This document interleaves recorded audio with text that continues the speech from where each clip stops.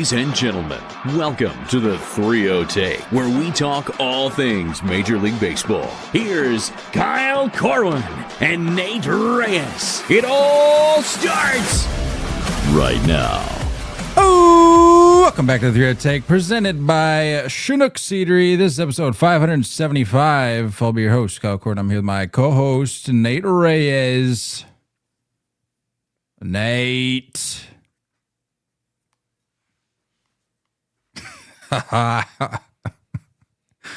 That the look you're giving me right now could mean so many things, and I'm very excited to dive into what it actually does mean.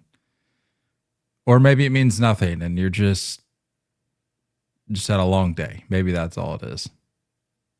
Or maybe it's a combination of both. All the above. All the above. All the above. Yeah. Which is always the choice, by the way. If it's there, you have to take it. Right. You Come on. Have you ever, think about it, in any test scenario, have you ever encountered an all of the above and it wasn't all of the above? Genuinely asking. Think hard on that. In fact, you probably don't need to think too hard on it because I think the answer is pretty obvious. Unless they hit you with a D, all the above, and then an E, none of the above. None of the above. Well, that's a Then flip you're of the like, coin. Yeah, I gotta really think this through. Sometimes that's usually when it's like B. It's like, oh, Yeah. weird. It's 32. How did I get 129? Anyway, how did we get here? Speaking of how did we get there or here, this day of baseball, I'm thinking of one game in particular that's really sticking out to me. And boy, I'm glad we waited to record tonight. For those wondering, like, oh, like where was the Thursday drop? Or no. Yeah, where was the Thursday morning drop? Well, with the way that these division series have played out, we're like, let's just kick it to Thursday night, buy us another day, see if we can get some more tickets punched. We did. And boy, was a ticket punched. I don't know that I necessarily want to start there, though. No. Let's go back. Let's just go chronologically here. Sure. No, honestly, and you can thank Orion Kerkering. Not that I'm putting blame on him, but you can thank the ending to that Phillies-Dodgers game. No, stop. You can thank the ending of that Phillies-Dodgers game for diffusing any real emotion that I was going to bring to this conversation about the Yankees and Blue Jays. So Why? 'Cause you're a proud mother over there. You're off the hook. You're off the hook. To be quite honest with you, the fact that we didn't do it right after the game last night, I kind of slept on it. I woke up and I was like, kind of fizzled out, truth be told. And I feel like it's probably the same with you. Not having to record after your team gets,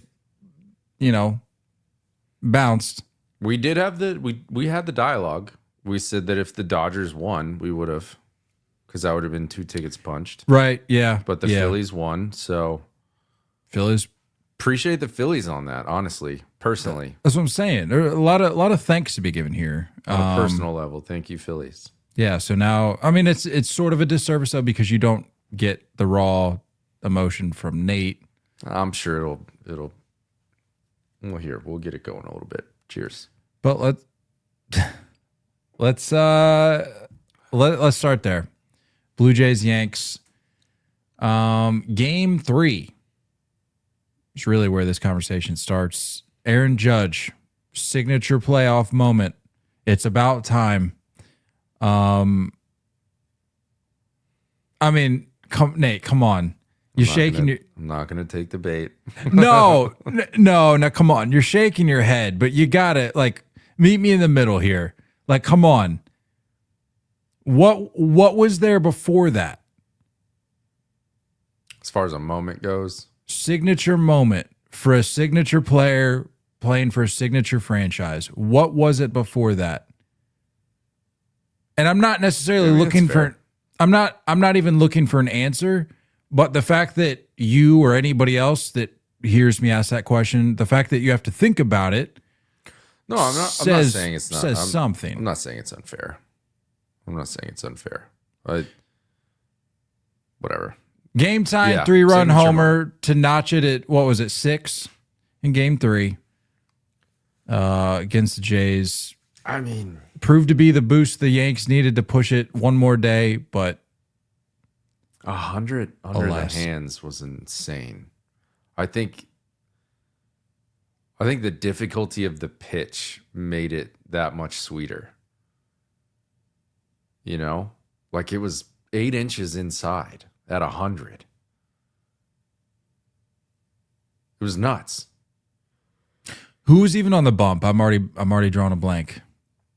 The what's his face who started game 4, opened for game 4. I forget his name. Who's that reliever? Drawing a blank. Varland. Oh, Louis Varland. Yep. Yeah. That's right. Yeah. 100 boring in on his hands. It was a big moment. It was good. Pretty cool off the foul pole. I was stoked when it happened. I was pretty checked out. I won't say checked out. I turned the volume down when it was like 6-1, and I was like, I don't have my heart can't take any more of Joe Davis getting excited about more Blue Jays positive things. So I was like, I'm just going to turn the volume down a little. And John Smoltz was pissing me off. So I turned it down a little bit. And then like it started as they started to creep back into it, like the volume got like a little higher. And then when he hit it, it was sick. I froze. And then I turned the volume up. I was jumping. It's cool. I mean, let's not act like Fox Sports is rooting for the Toronto Blue Jays in this scenario. No. I'm not saying that in any way. I'm just saying John Smoltz gets under my skin all the time, but Joe Davis does a good job. I don't like hearing him get that excited. It's so odd. And this was a very good argument that I saw on social media today. And honestly, it's probably being talked about every year, but like, I do wish that you could listen to, I wish we had a broadcast with our normal crew. You know, we spend our entire year listening to our crew that knows our team, that knows the nuances of situations of players. They can tie into a full season of context. And then you have guys that come in and don't get me wrong, I think Joe Davis does a good job.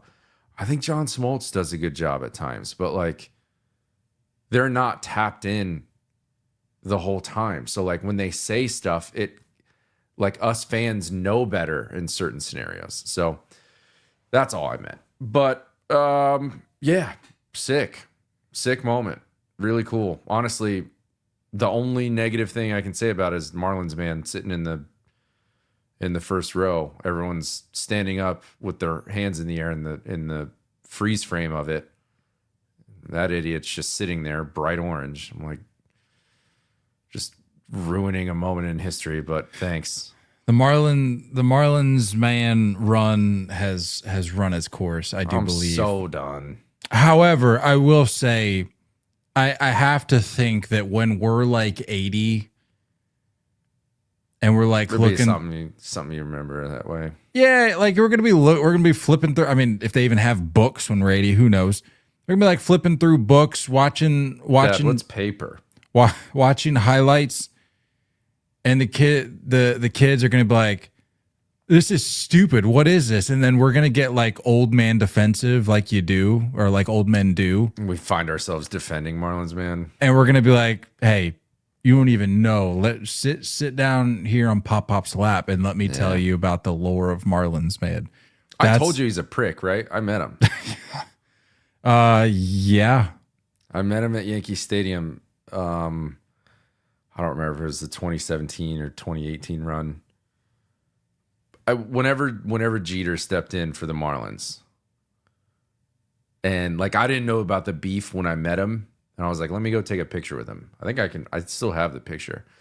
I was like, I'm going to go take a picture with him. And then when I was standing there, I asked him, I was like, so what do you think of Jeter down there? And he goes, guy didn't even graduate college and has like a C average in high school. Why is he owning a sports team? And I was like, thanks. Take care. I'm not getting into this with you. Loser. Anyway, yeah, game 3. Good game. Exciting game. Pretty neat. Sorry, I was just looking for this tweet where he was like clapping back on Twitter. I think somebody was like, "This guy's a loser," and he tweeted a picture like from his view from behind home plate, and he was like, "I know," or something. I don't know. He was just having fun with it. But I do want to know where the money comes from. that's what I don't know. Like for this long, dude, this has been a historic run just in terms of events he's been at. Enough is enough. Enough is enough. But yeah, not to take away from the Blue Jays. Obviously, Blue Jays did what they had to do. Vladdy Guerrero, Yankee killer, even contributing in Game 4, even though he didn't go deep. Which I think at that point in the series, you're just sort of, yep, there he is. There's Marlins man. Stupid. Continue. Wait. In Game 4, you kind of had the expectation like he could literally 2019. Yep. The Yankees proved that they were not smart enough to just put him on. I don't understand. Why do they keep pitching to him? Let's keep pitching to him. So you have the expectation that like any one of these at bats could be going over the fence. But like I said, even though he didn't do that in Game 4, he still contributed with a run or with an RBI, excuse me. And the Yankees or the Jays did what they had to do. I think it was definitely a 2-strike count. I don't think it was full. I think it was like 0-2 or 1-2, and it was like a cutter way off the plate. And you can tell when that dude's just like super locked in because that's the aspect of his dad that he has in his game is the plate coverage, and he can still find a way to get a barrel on a ball. And he just smoked this ball to right field. That was well off the plate, and you're just like, stop putting this anywhere near him. Put up 4 fingers. And it was a man on second, first base open. I don't understand. How about Boone's response? I mean, I haven't watched any post-game interviews, I haven't seen any quotes. I haven't seen anything. So after the game you're about to read off, it's new for me. After the game, so let me preface it by saying I understand why he would respond this way, but I guess just the timing of it was interesting. Or I don't know, maybe it was the tone in which he used. I don't know. There's just something about it where I'm like, that kind of, I don't know if that's going to sit well with people. But they said, I'm paraphrasing, but they were basically just like, do you expect to be back as manager next year? And he was like, yeah, I mean, I'm under contract. It's like, Boone, we know that's not what's being asked here. Not the question, sir. Like, yes, you answered it quite literally, but that's not what's being asked here. But anyway, thought that was funny. But again, the Jays won the series, so I don't want to lose sight of that.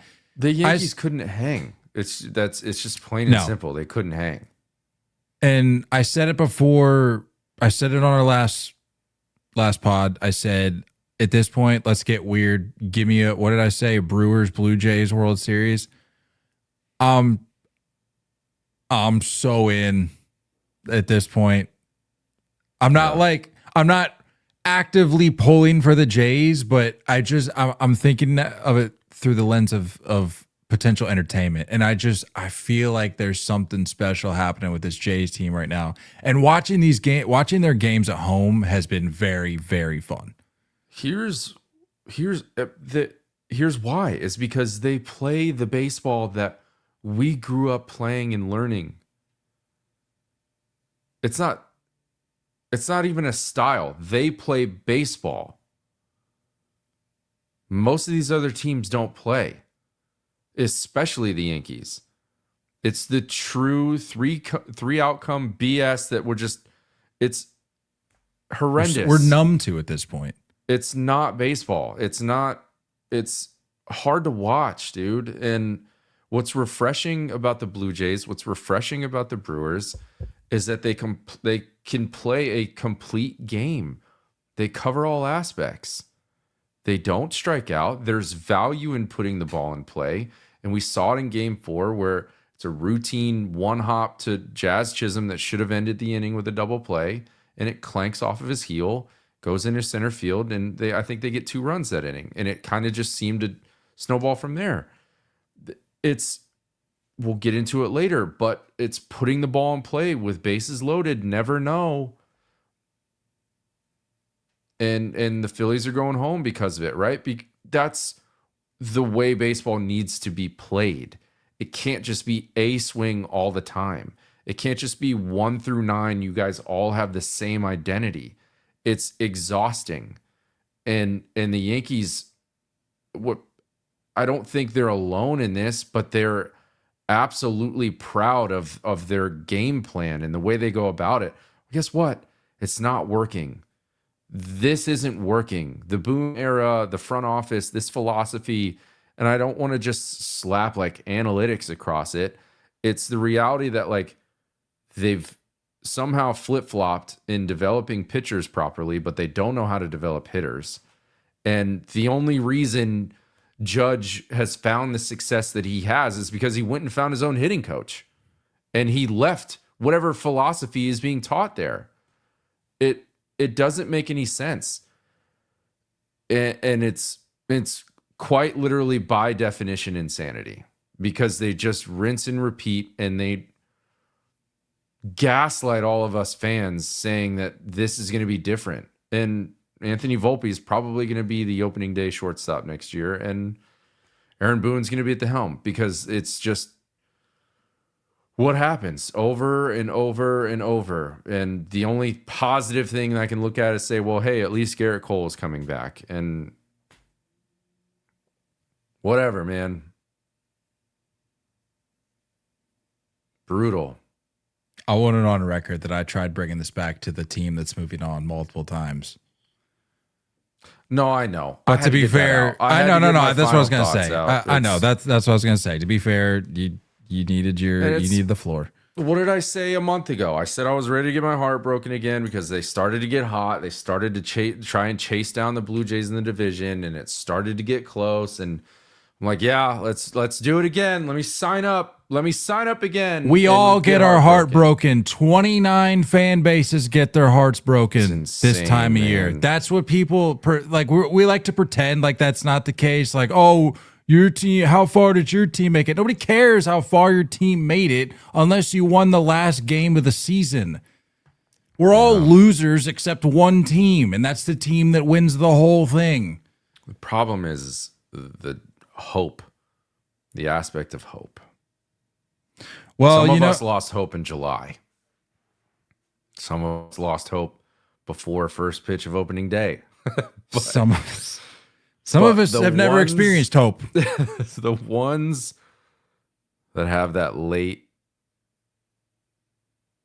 disguising hope, mischievous hope,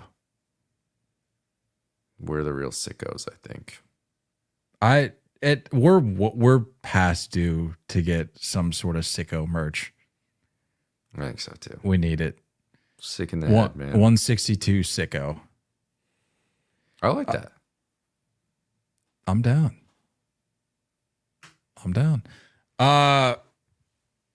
Talking about hope, a team that has no hope now because they are going home. Philadelphia Phillies. Let's talk about it. We can sit here and talk about game 3. Yeah, the Phillies came out swinging. Well, even before that, it was tight for a bit. That game, wasn't it? Yeah, but not for long. Yeah. And when I say that, I mean, it was tight, but then it snowballed very quickly. Through 3 or 4. Yeah. But even before that, which this is the kind of news, or the news that intrigues me this time of year. I'm like, I don't care about analytics. Give me the news on the mojo. What are the news and updates as it relates to the mojo. And when I saw the update about the powder blues that they were bringing out to LA, I'm like, I like this. Yeah. I really like this. They had to special request, right? Yeah, I was gonna say they had to ask Major League Baseball that if they could replace their road grays. And I was like, ooh, this could be something. It ended up not, but I was like, this could be one of those weird things that I always like to talk about where it's just it's insignificant, inconsequential, but it's a thing that you can kind of rally behind. And they said, we're only bringing the powder blues. We're not taking another uniform with us, and we're coming back. This is basically the message that was, that came from that.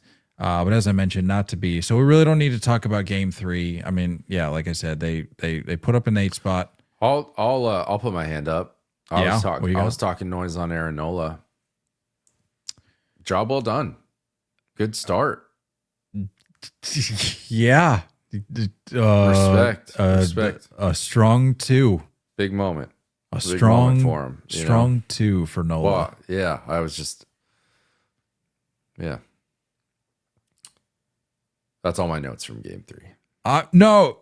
Sorry. I laugh because I agree with you, but in the moment, I'm like, I was with you. I was like, what? Why not just? Why not let it ride? However, that is very easily one of those scenarios where if he goes out for the 3rd, out for the 4th, gives up a 3-run bomb, they're calling for his head. Yeah. We've seen that play out way too many times. So I'm not going to sit here and ridicule that decision. It ended up working out great. Ranger Suarez, who generally this year had been very good for you, was able to harness that and bottle that up, and we saw it play out for his outing. What do you go? 5 innings? Yeah. But yeah, that's Game 3. Game 4 is really the talking point of this series. Still raw, honestly. For me as an honorary Phillies fan, still trying to digest what I saw. I feel like everyone reacted the same way. Did you put your hands on your head? Oh yeah, I let out an audible like, yes. What are you doing? No. Yeah. Yeah. I think everyone watching that game did that. All right, well, let's talk about it. Dave Roberts didn't even know what to do. He just took his hat off and he was like, Nah. First of all, let's all make sure we're on the same page here. Unless you're a Dodgers fan, if you're a fan of any of the other 29 teams or just a general baseball, if you're a Rob Lowe of baseball fans, which is kind of a weird place to be. I don't know how you're just a general baseball fan, but if you're a general baseball fan. He thinks he's a Dodger fan, but I don't think he is. Again, if you're not a Dodgers fan, we can all agree that was a stupid ending to a good game, an entertaining game. I don't wish that ending on anyone. That was brutal. I don't wish that ending on anyone. I was, and I told our resident Philly fan in our fantasy group chat. I had to apologize. I'm like, I'm pissed. Yeah. And I don't have a dog in the fight. Well, I mean, honorary Phillies fan. But, objectively small dog, Chihuahua of sorts. Yeah. Not having really a dog in the fight. And I was pissed. I was angry at the way that game ended because I'm like, no season deserves. That's what that way. No season that involves 162 and change of however many postseason games you play to get to that point should end the way that game did. That was horrible. And honestly, if you're the Dodgers, you're not going to be like, can we redo that? We want to earn it the right way. Like, I'm not saying that, but you got to think that there's like a weird. I don't know. There's just, maybe I'm looking into this way too much, but I'm just thinking like, at least initially you're going, win kind of feels slimy. I don't know. Cause like you said, Dave Roberts he's like, what just happened? Took his hat off and put his hands straight in the air and started jumping like a child. Literal child. Literal child. And I don't think I ended up saying this. I don't think I verbalized it, but I had the thought where I'm like, I would have rather just been like a Shohei walk off or something. Yeah. Like just end it clean. But this made me so mad. Just as a fan of like good baseball, this just pissed me off. Well, I think that's the side of this, right? Like that's the side of it's the downside of being on this side of the argument. You know, where we're going to sit here and say like let's start trying to limit strikeouts. Let's start trying to put the ball in play. And when you put yourself in a scenario like this where you don't necessarily have a dog in the fight and you're just watching a game, balls being put in play, this is bound to happen at times. Weird, funky, unforced errors, and one team absolutely gets embarrassed over it, right? Like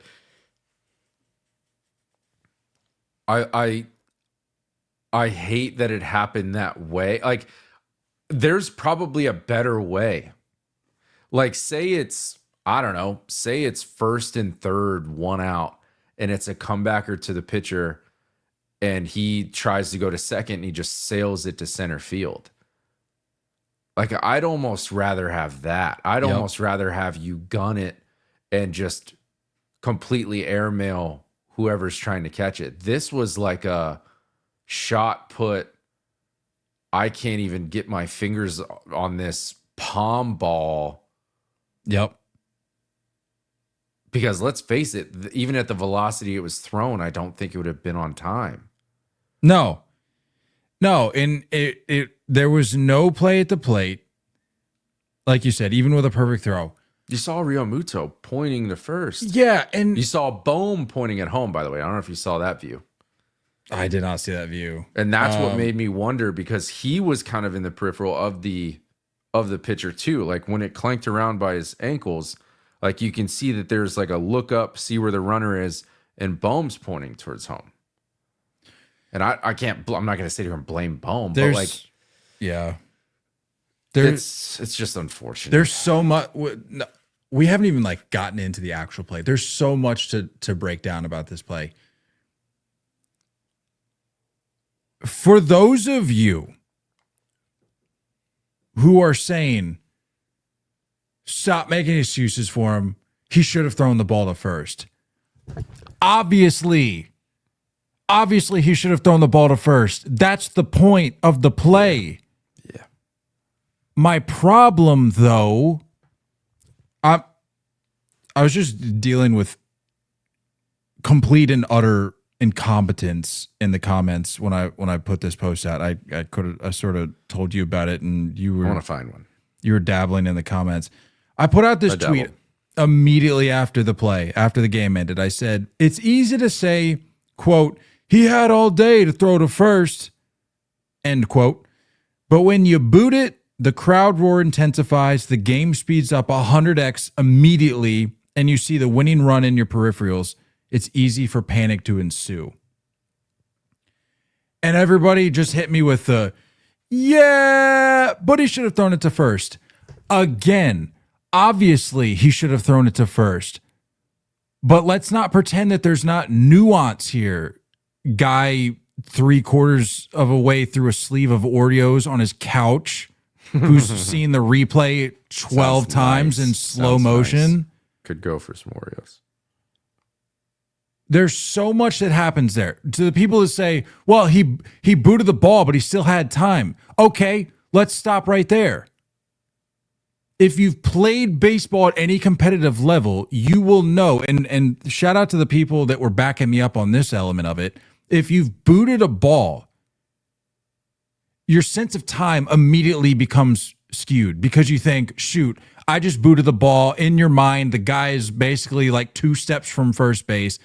In this moment, he's not thinking, oh, I still got time. What he sees is Haesung Kim 3/4 of the way to home, and he's going, well, because I booted it, the guy running to first is presumably already there, even though he wasn't, as we know. He's thinking he's probably already there at first. Shorter throw. I have to make this play that's right here in front of me. Yeah. That's what happened when he booted it. Okay? So then the next element of it, people saying, well, he should have seen JT Realmuto. He should have heard him. He was probably shouting to throw it to first. You think that's what he's focused? You think that's where his attention goes? In the middle of, what does Dodger Stadium hold? 30. You think 56,000 people? 56. You think 56,000 people shouting?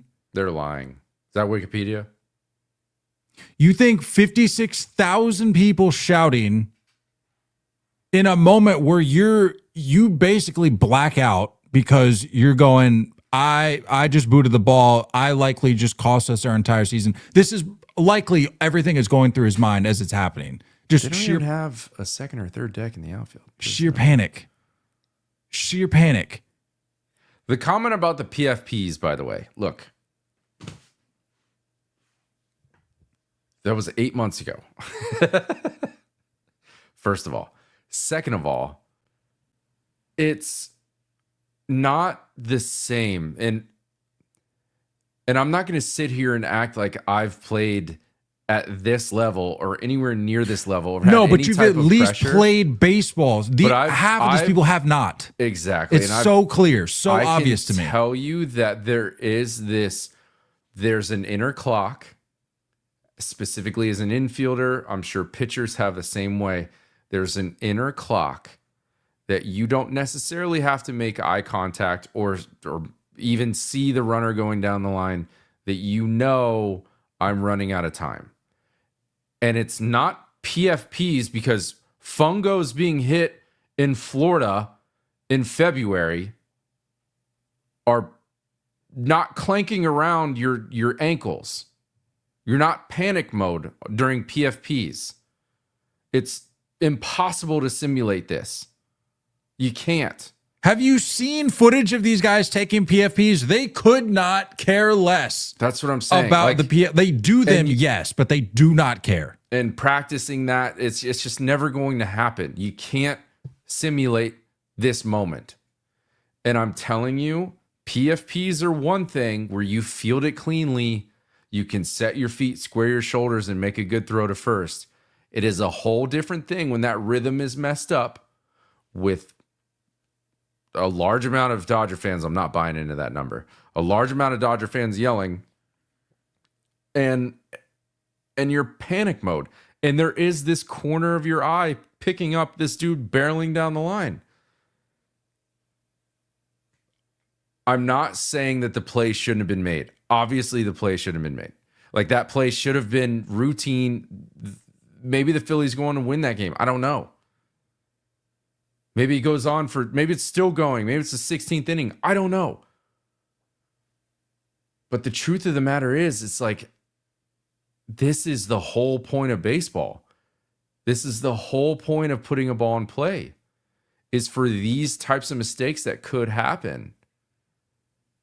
That's why if you're on that side of the argument, if you have a normal functioning brain and you don't sit there enjoying a 27% strikeout percentage, whatever the league's at, 22%. I have no idea what it's at, but it's in the 20s, which is insane.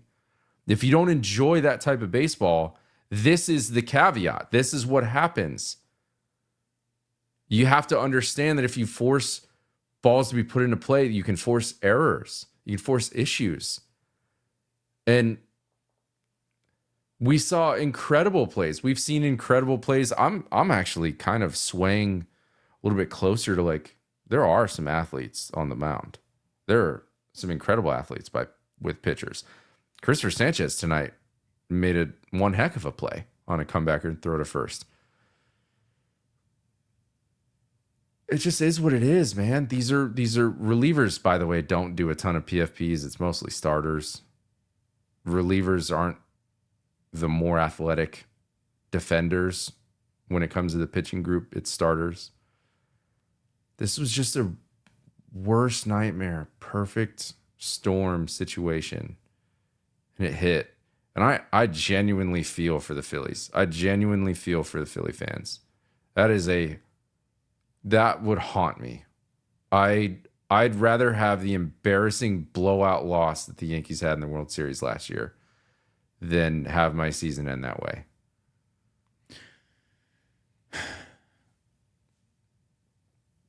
I'm just going through the other takes that I've seen in response to this play that just make my blood boil. I've already seen countless people say, well, pressure's pressure. He's a professional. He just has to make the play. No kidding. He has to make the play. It's his job. They all make mistakes. To sit there, that's the whole point of the game. That's why we literally play the game. Why did he strike out? He knows the pressure. He's a professional. Like, shut up. Susan, go get me another bag of Cheetos. My point and why I get so frustrated about this is that people catching a ricochet. Hey, no disrespect. People try to look at this through a vacuum where they try to they boil this play down to just the fact that a guy muffed a PFP and they say, well, this is his fault. Caught him, make him walk home. No disrespect to anybody that we may know that told him that he should walk home. I thought it was funny. I get the immediate rage and frustration from Phillies fans. However, there's so much more at play, and again, neither of us have played at that level. We can hand up. We can acknowledge that. Mexican League. Don't look up those stats. They're not us. You know. If you know, you know. If you know, you know. But my point is if you have played baseball, and I even had people, they were like, yeah, I played softball, and I can jive with what you're saying. Yeah. To your point, you mentioned the internal clock, the added pressure of the literal winning run of the game that would send you home coming down the line and you pick them up there. Like, there's so much at play that goes so far beyond just, well, he should have thrown it to first. Obviously. Yeah. But that's in a perfect world. There's more at play there that led him. And I'm not defending, I'm not justifying it. I'm not saying he made the right call. It was a boneheaded play. But to sit there and act like it was just him going, oh, I booted the ball. Oh, I looked up. Oh, I see JT Realmuto. He's pointing to first base, but I'm going to throw it home anyway. Oh, I overthrow it. Oh, the game's over. Oh, our season's over. It's not time. It's to not. Calculate. But people assume so.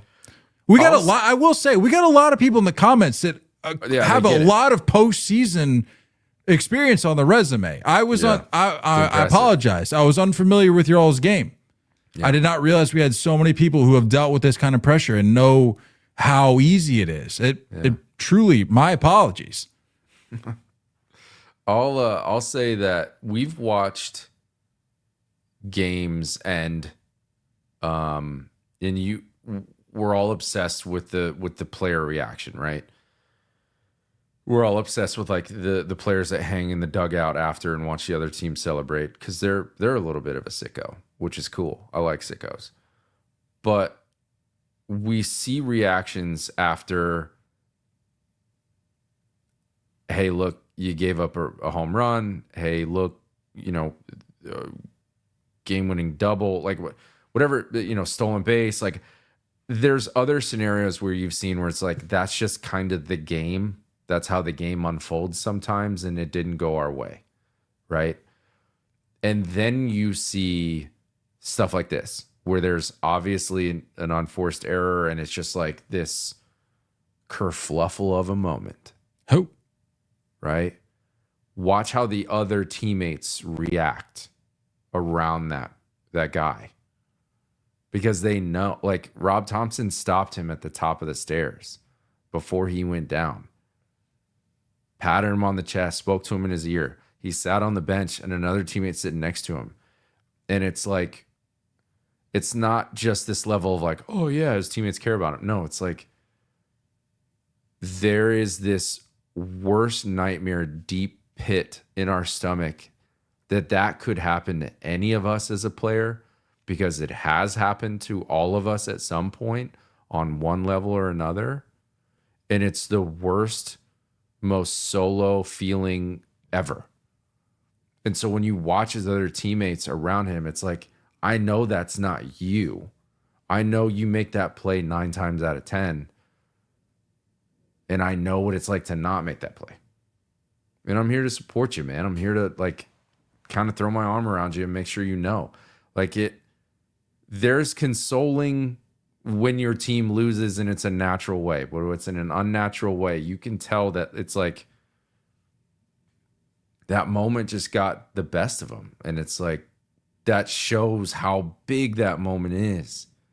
Shows that it's just like, sometimes that's the way stuff happens. You can't just sit here and say that like he should. It's not a video game. Like if you lost that way in a video game, a controller would be through the screen.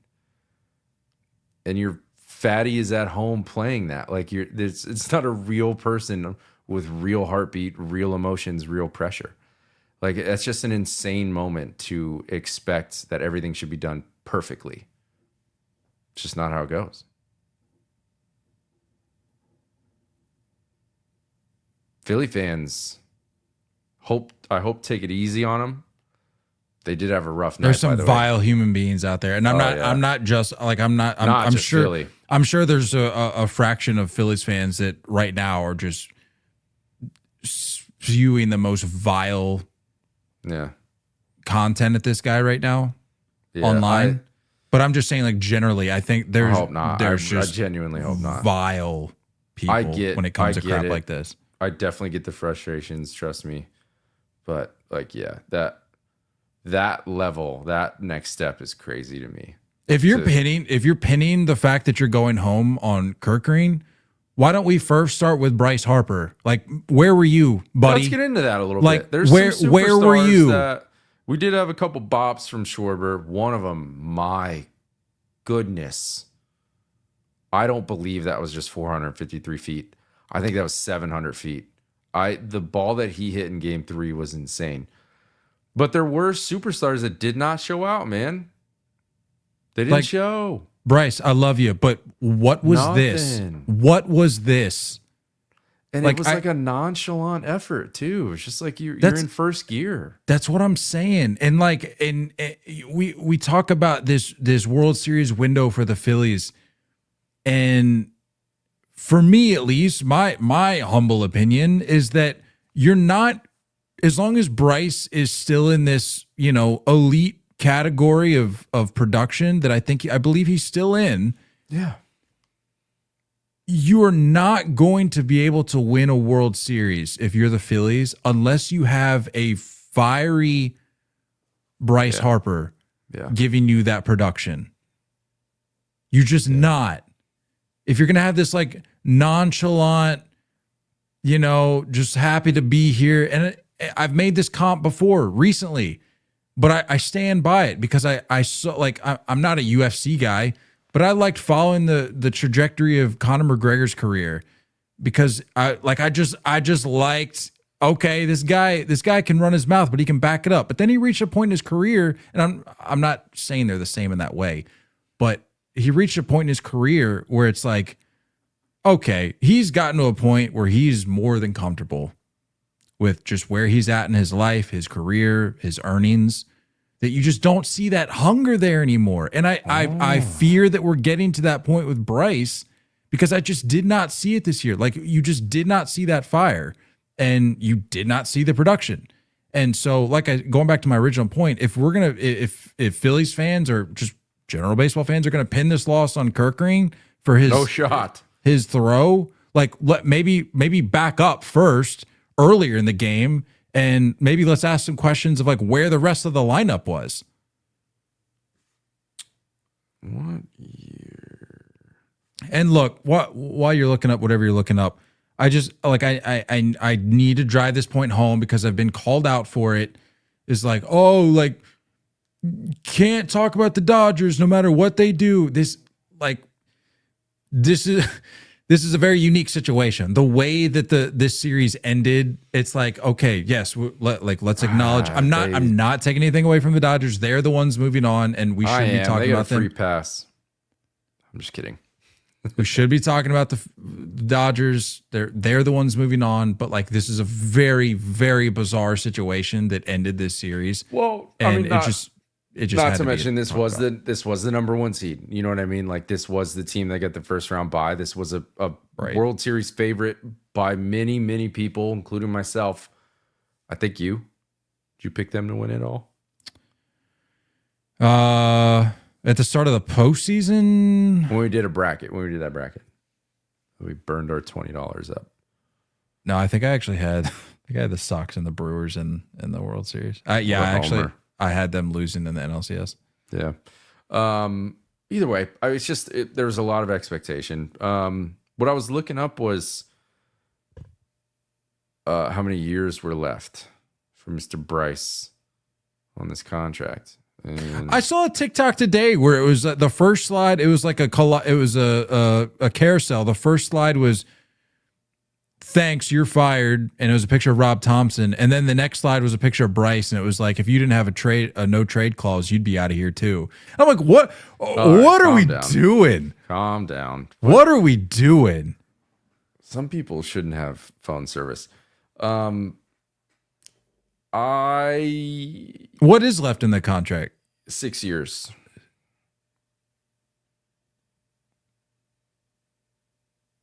I'm 6 gonna years left. I'm gonna need. I was close because it's a 13-year deal. We're as close as the halfway point as we can be. But it's the back half, and it's the aging half, and it's the half that everybody who follows baseball would have expected him to have a ring by now. Half. And he doesn't. And moving forward, I don't know what this team looks like. Because they have to get younger and they have to get more athletic. Yeah, it's not this. This was it. It has to be. This is not working. I'm in the camp that Kyle Schwarber needs to move on. I think it would be a mistake for them to bring him back. I think I think Bryce needs to be able to utilize that DH spot.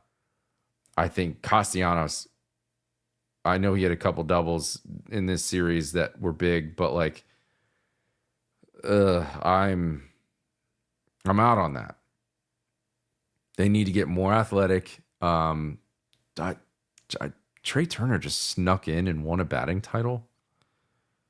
Where was I? Did you pay attention? Did you know that? I heard it, but I heard it during the postseason. Yeah. But I was like, I had no idea. Wasn't on my radar. Yeah.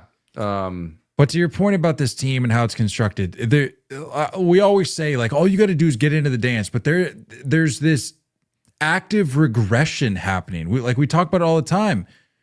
World Series in 2022 appearance. 2023 NLCS, 2024 DS, 2025 DS. And then you lose it the way you did. It's just that you're not going in the right direction, and you're only getting older. Unless you had any other thoughts on Phillies, I feel like we got to move on. Last one, Real Muto. I think there's just moves that I don't know what their farm looks like. This is the Dombrowski downfall. This is the Dave Dombrowski downfall. Triple D. He's going to empty the tank. He's going to empty the bank. Sometimes it gets you a ring. Sometimes it doesn't. And now we're at the end where it's like, this don't look so great because we don't have a ring. I'll go to my grave defending Dave Dombrowski. I think I love that approach. I'm not coming at him. I think this is just the downfall of when you don't have one, right? Oh, for sure. So it looks good if you get a ring. It looks good, and you're like, you know what? All the respect to the world of how you went through it. You put the chips in the middle of the table, and that's what we constantly ask for.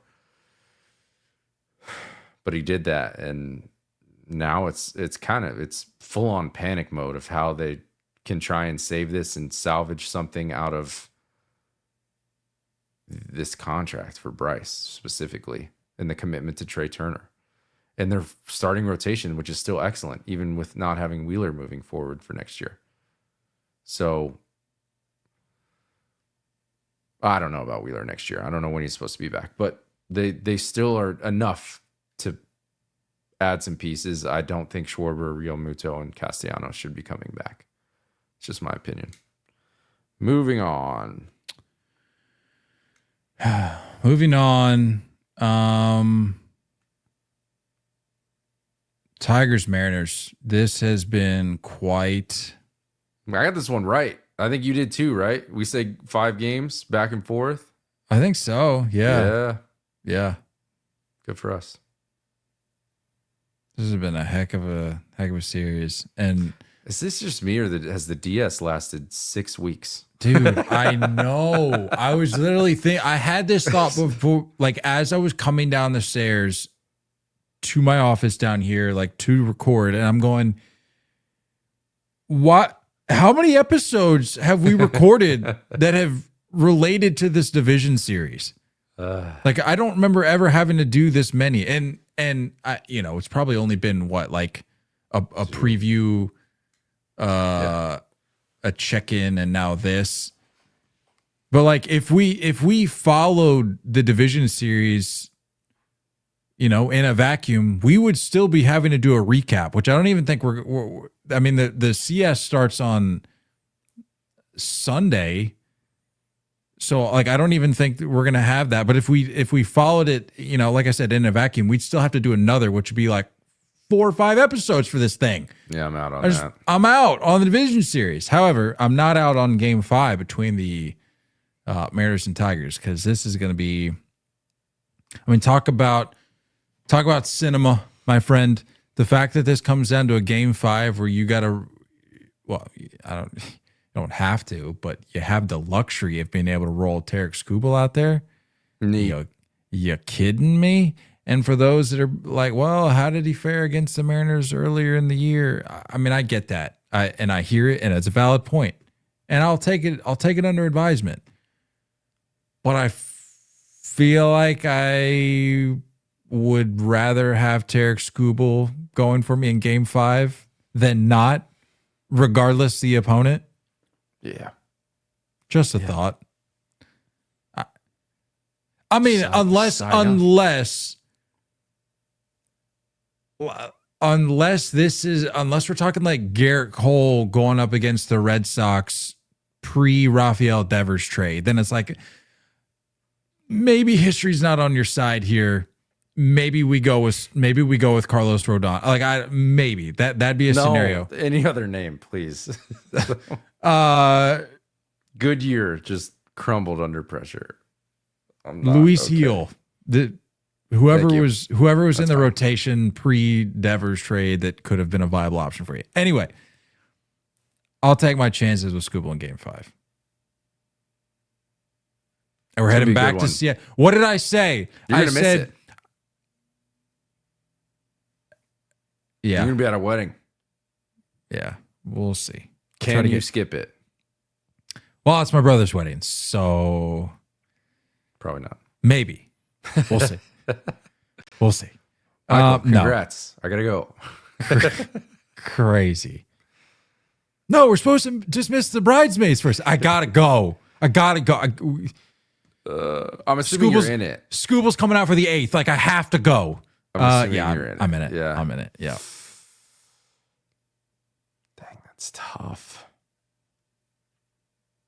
But what did I say though? I said a Game 5 at T-Mobile would go. I believe the word I used was bonkers. I agree. Sounds so stupid saying T-Mobile. Yeah, Safeco. Game 5 at Safeco would go stupid. Yeah. Game 5 at the Kingdom. It's gonna be Griffey and the boys. It's gonna be sweet, man. It's gonna be good stuff.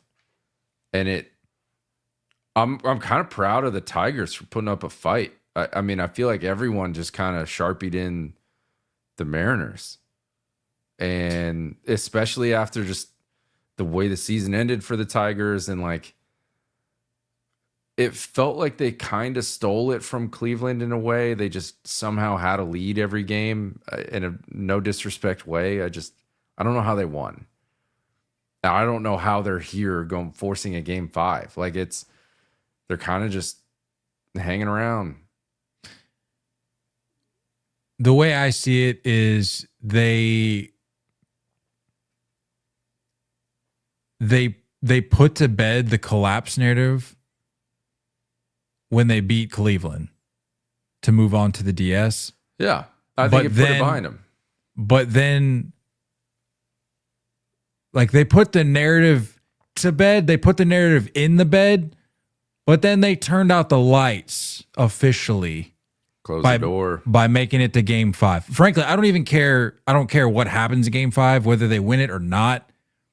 I think getting to game 5 in the fashion that they've done it completely, we should have, like I said, we should have forgotten about it after the Cleveland thing anyway. But for any still hanging around, any like fringe opinions that are like, well, they still could get knocked out. No, this is for opinions. This has been impressive to watch, and I'll be the first to put my hand up and apologize to the Tigers. I don't want them to win. I think the Blue Jays would sweep them. I think it would.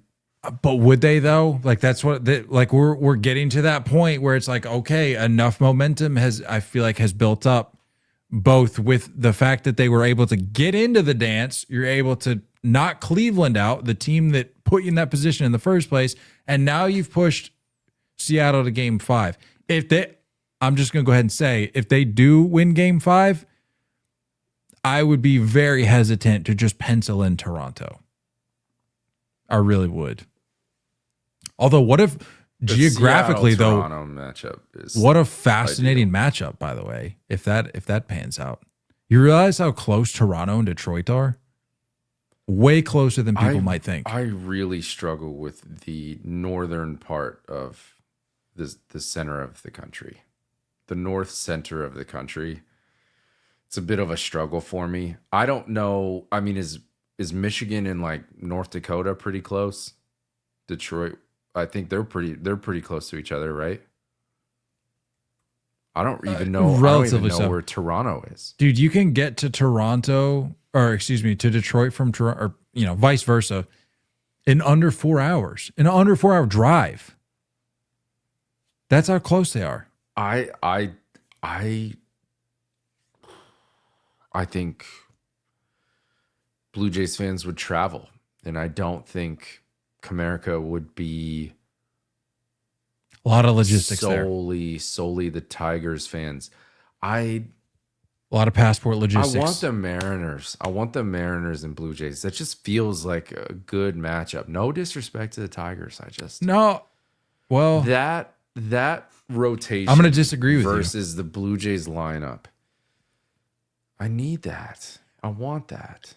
I would have agreed with you before this series, but it's like they're just continuing to show up and figure out ways to win. And like I said, this momentum continues to build on itself. If they cap this series with a game 5 win with Skubal on the bump, having led you to that point, I'm not gonna necessarily go out of my way to bet against the Tigers at that point. I'm really not. And he's not throwing again until game 3. Clearly, they've been able to figure it out. Otherwise, yeah. But I'm with you. It's a whole different situation. 7 games, best of 7, I should say. That changes everything. I think we kind of forget that every year. Do you like the structure? I haven't asked you that in a while. Do you like the 3-5-7-7? If like a timeline wasn't an issue, because like obviously like it's 6 or 7 weeks of playoff baseball is kind of insane, but like if that was not a part of the equation, do you like the structure of this? The 5-7-7 is all I feel like I've ever really known. Mm-hmm. And I know for the longest time I was like, you can't have 162 come down to a 1-game wild card series.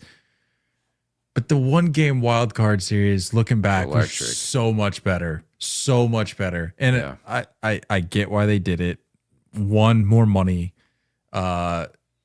Two, it builds in a little bit of a buffer. You kind of have to prove it in a 3-game versus a 1-game. You could just get lucky. But man, a 1-game wild card was, I hated it, but I loved it. Yeah.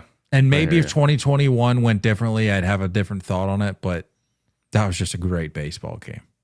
I hated it. Just a great baseball game. Anywho's, yeah. Shout out Javi Baez. Shout out Riley Green. Honestly, shout out Cal Raleigh. We've been shouting him out all year, but dude's showing up. And it may not be via the homer every AB, but he's putting bat to ball, getting on base. J-Rod's showing up.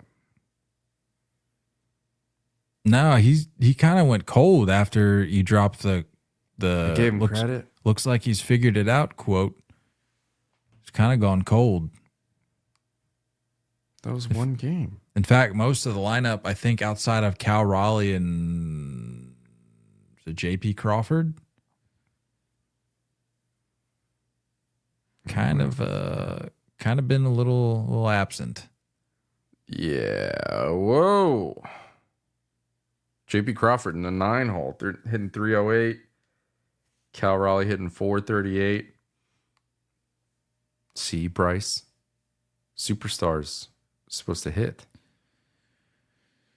I hate that it came to me having to get on my boy Bryce, but it had to, like, Had to be done. I gotta hold him accountable, you know. Yeah. Let's go Mariners. All done? Cubs Brewers. They burned. We haven't talked about them yet. Oh, this is the last one. This is the longest series ever. 2 tickets have been punched. 2 have yet to be determined. TDB. Feel like the Brewers are losing momentum. Oh, yeah. Cubbies have started to get it going. Yeah, I'd say so. This is a classic example of, yeah, we're going back home for game 5, but if it were up to us, wouldn't want to have to do it. Don't feel great this way. Yeah. Yeah. Not responding. Sticks were not there tonight at all. What did the final end up being? Was it 6-0? Yeah. And they burned Freddie Peralta. Oh, what a detrimental blow.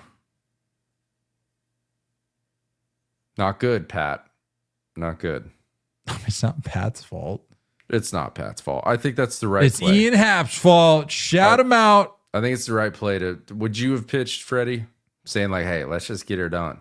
Let's get out of here." Yes, because you I don't want to like save him for a game. No, you don't want to. Like that just sends, to me at least, that just sends the wrong message when you're like, "Well, we'll save him for game 5." It's like, oh, so yeah, what's game 4 then? Should we just pack our bags now? Like, so yeah, go for it in game 4. They did. Packed. They did. They are packed. They're coming back home. They're on a plane. Or on a plane as we speak. Or one could imagine. One could guess. One could assume. They're probably back in Milwaukee. What's the distance between Chicago and Milwaukee? Back in Milwaukee, dude. The game just ended like less than an hour ago. What's the distance? You didn't answer my question. Over or under the distance between Detroit and Toronto? Under for sure. I'm going to say over. Surprise over. Surprise over. Lack of geographical knowledge. I'm going to say surprise way over. Way under, dude. Dang. That's an hour and a half drive. Shoot. What did I say? I think it was like 3:45 from Detroit to Toronto. Yeah, that's got to be pretty nice. That's got to be pretty nice. Be back in their own beds pretty soon. And I can be sleeping well. I'm telling you, dude, this is the home field advantage only works you don't have your backs up against the wall. And this just feels like a situation where the Brewers kind of have their backs up against the wall. It does. But it gets loud in there. It does. And all it takes is a good a quick start, punch him in the mouth right off the top. Who goes for the Cubs? Matthew Boyd looked great tonight, by the way. Did. Let's give credit where credit is due. Oh, allergies, man. That isn't until Saturday. It's an hour and a half away. Just play tomorrow. Unbelievable. No probables yet, according to ESPN. Interested to see who. What's his face? Priester, maybe? We haven't seen him much. They have him in the pen, though? I feel like I should. Yeah, but I could see it being a pen game. I could see it. Is he Kyle even Tucker healthy woke up. Is he even healthy right now? Yeah. Kyle Tucker woke up. Yep, sure did. Love that. Yeah. Ian Happ, I mentioned his name. I feel like Ian Happ gets slept on, man. Big time slept on. Like, he's up there with Rizzo and Chris Bryant for me. And I know the ring thing being attached, but like, he's been around for a minute. I bet you'd be surprised how long he's been around.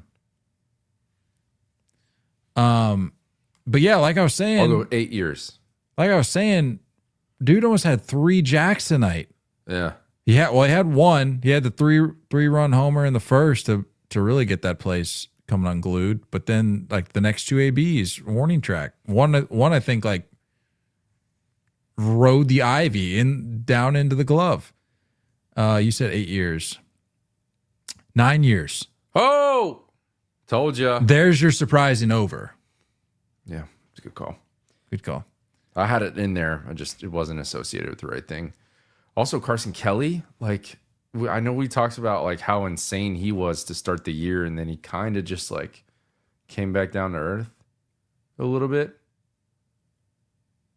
Dude's good. I've already drawn a blank. Who had the homer?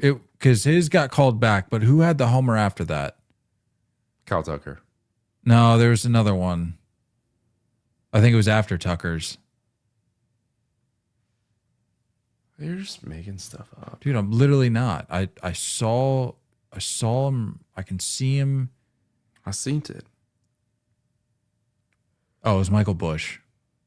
Another guy that, well, I've been singing his praises this year, but generally speaking, has been slept on. Yep. I'm excited, man. We're gonna have a couple game 5s that I do not feel are going to disappoint. It's time to buckle up. Yeah, it's gonna be good. Wow, they really kind of mapped this thing out perfectly, because the Sunday is the start of the ALCS, but Monday is the start of the NLCS, and then game 2 of the ALCS. I'll figure it out. What time's that game tomorrow? 5:8 Eastern. Ooh, I'll be there. I might be in the clear, man. You might be in the clear. When's that wedding starting? Things at 4. You're good. I'm so good. At that point, I think it's socially acceptable to put it on your phone. Oh yeah. Yeah. Like I mean, I may have to help break stuff down, but like kind of sweating on the dance floor a little bit. 4 hours? How long is this? Is this like a? It's a smaller wedding. Yeah. It's very possible. I'd be in the clip. Not that I'm like rooting for it to be done faster, but I'm thinking through it. Yeah. Well, I mean, no disrespect. I don't see Michael as being much of a dancer. No. Well, the dance floor. That's what I'm saying. Like that's a factor that's at play here. That I'm like, okay, I might be all right for this game 5. He might be ready to go at that point. He might be like, let's pack this thing up. Let's hop in the car and get out of here. Yep. Yeah. We'll see. Yeah. We shall see. Who you got? Don't do this to me. Which I want Brew Crew. yeah, I want them casseroles, blue collar, calloused fingers, hands. Yep, because that's all we know about Midwesterners. I just imagine the whole city works in a factory with an assembly line. Like, what do you think happens if Milwaukee were to win a World Series? Like, in your mind, do you just envision like everybody making a casserole and like walking to the end of their driveway and like sharing recipes? Like, yes. Is that how you envision Milwaukee Yes. celebrating a championship? Yeah, like people are like drinking milk. And there's just like, those like small town like Sharing 4th of July recipes. parades. That's what it's going to be like. Just popping chairs, sitting down. Yeah. Just having the casserole tray in front of them with a serving spoon, but just for themselves. Yes. Yeah.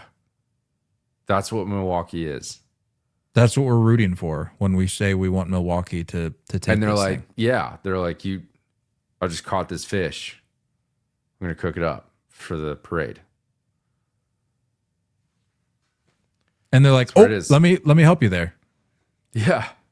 100%. Yeah. You got extra gravy? Yes. Always. I have extra gravy. This is an extra gravy household.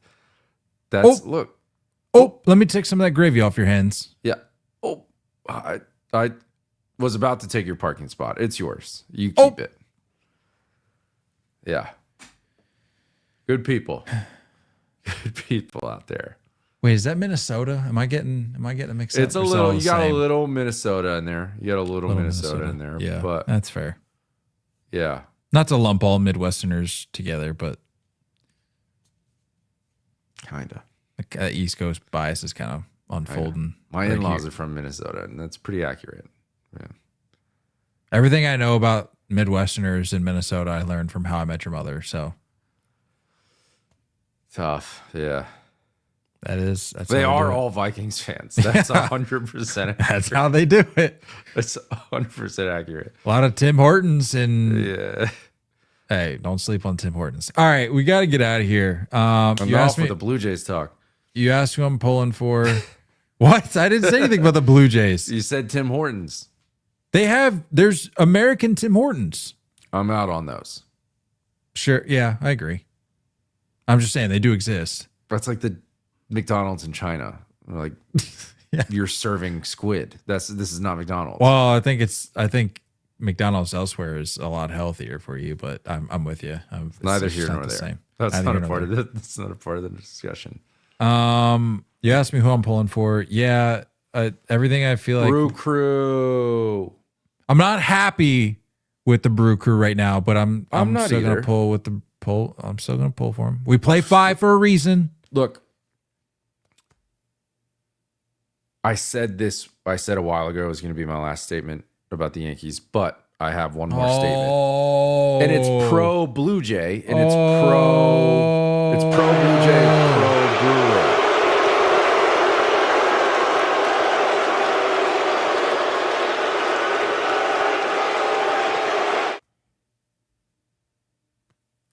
pro Brewer. Pro Blue Jay, pro Brewer. In the angle that this is good baseball. I think this is going to help cleanse our game in a way. If those teams can continue to move forward and prove that analytics aren't the end all be all and that they can just play good baseball, the Brewers and the Blue Jays have an anti-analytic, anti-2025 style baseball to them. And I think if they keep moving forward, I think it helps cleanse these teams. And I think that the Yankees were taught a lesson. And It is. Okay, I was wondering where you're connecting the dots here. Well, that's what I think. There's a lesson that's being taught, and I hope that there's these teams specifically in the postseason this year are being taught that lesson. And I don't know if I can sit here and speak the same way about the Tigers or the Mariners and how they operate. The Mariners feel a little that way. They just have really good pitching. But it is this aspect of like, let's just watch good baseball, man. Let's put bat on ball, run fast, take advantage, play good defense. Just play the game we grew up watching. Go Brewers. Let's go Brewers. And I'm going to say Mariners. However, I'm gonna give a lot of weight to a Tigers pick, a lot of consideration to a Tigers pick if they figure out a way to pull this off in the ALCS. I'm going to give consideration to an ALCS Tigers pick if they figure out a way to pull this off. That's what I'm trying to say. I don't really care what happens on the AL side anymore. I want the Mariners to win because I think the matchup between them and the Blue Jays would be better. But I am full on Brew Crew. I'm with you. I think the Mariners Blue Jays series would be better objectively, but I'm telling you, we're getting dangerously close. I haven't assigned the team of destiny thing yet, but we're getting close to the Tigers just being a team that figures out ways to win, defies all logic. If they can, like I said, if they figure out a way to win Game 5. What's the deadline to assigning that, by the way? It doesn't always have to be assigned. We may just go through this postseason and it not really be the case. Actually, okay, you know what? I don't love that. Fair. That's a fair point. That's a fair point. Well, I stand by what I said. There doesn't always have to be a team of destiny. If the Tigers win Game 5, that's team of destiny. That's my team of destiny. Like you can't. There's no other pick that satisfies those conditions. I mean, look at the track. Look at the path that they took to get here. Not even the pocket pancakes get scratch that destiny. No, we just talked last episode about the fact that the Brewers are just good. They're like so good. They've been good all year. But that's what you could argue that the destiny has gone back a while. It did for the Nationals. I mean, I guess. Right? We can retroactive destiny. No, the Brewers have literally been good from the jump. The Nationals, what was it? What was that? No, they lost they got swept by the Yankees. And that was a postseason team. That was the torpedo bat stuff. And they were like, oh, I was listening to Milwaukee radio often after that series. Oh, no doubt. They were like, we're done. Might as well get the cheeseheads out. We're focused on the Packers. That's rational. That's what happened. And then what destiny. Was it? Boom. What was the Nationals? It was like what was the record that everybody talks about? Was it 19-32 or something like that? They had played like 50 games. Same thing. Brewers been good from the jump. That's all I'm going to say. All right. It's time to get out of here. Yeah, I got to go to bed. It's literally 1 a.m. Hello. We'll see you guys after the CS has started. Yeah, we'll have to I'm going to have to text you, get your picks so I can put the graphic out because there's no way we're doing a pod on you got a wedding Saturday night. I mean, maybe. Who knows? Maybe we'll get weird. Oh, real quick, though. Speaking of CS, we're finally going to Seattle. What? We are going to be live streaming. Yes. We're going to be live streaming. We got to pick a day. It took us a minute. But we're going to be live streaming at some point during the CS. We'll figure it out. We'll put it out there. Yeah. We'll just be watching ball, hanging out. So come hang out with us. Roll right into a pod up. Maybe Maybe not. We'll see you in Seattle. Nope. Maybe. Let's go Brewers. Yes. Favorite casserole? Broccoli cheese chicken. Oh, so glad you didn't say green bean. I'll eat it. It's not my favorite. Not my favorite. Super overrated. You want to just hang out for another like half hour and just talk casseroles? I could get in on that a little bit. Yeah. No, we're not doing this. We're not doing this. Chicken, broccoli, and rice. And then there's like a... Or yeah, sorry, throw like rice into mine, whatever I said. Yeah, the rice in there. And Yeah, then throw the rice. like a cream of mushroom and Saucy. put that sucker in there for 45 minutes. Yeah. That's it. That's all you got to do. That's it, baby. You can eat for a week. What happened to us? Where did the casseroles go? What happened to this country? We need more casseroles. Milwaukee, the casseroles they've got fall the recipe. solely on your shoulders. The future of casseroles falls solely on your shoulders. Yeah. Let's go Brewers. Don't go chasing curveballs. Love you on as always. Looking forward to talking more baseball with you guys soon. Until next time, stay filthy.